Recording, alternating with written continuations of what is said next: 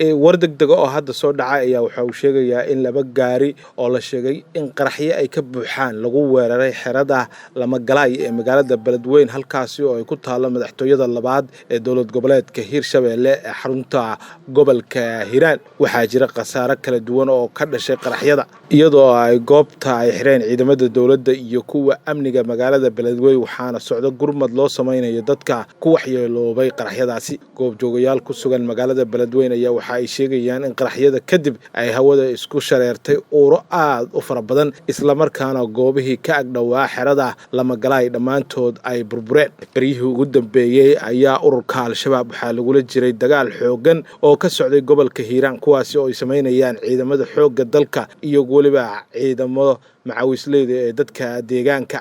waxaana Al-Shabaab laga saaray deegaano badan hase ahaatee falkan ayaa waxa u muuqdaa mid ay uga aargudanayaan dowlad goboleedka Hirshabelle maadaama hawlgallo aad u ballaaran ay ka wado deegaano badan oo ka tirsan gobolka Hiiraan. Wixii warar ah ee ka soo kordha arrimahaasi gadaal ayaad kala socon doontaan. dadka na daawanayana waxaan ka codsanaynaa inay channelka ay noo subscribe gareeyaan barnaamijkana ay noo sii share gareeyaan. mahadsanidin.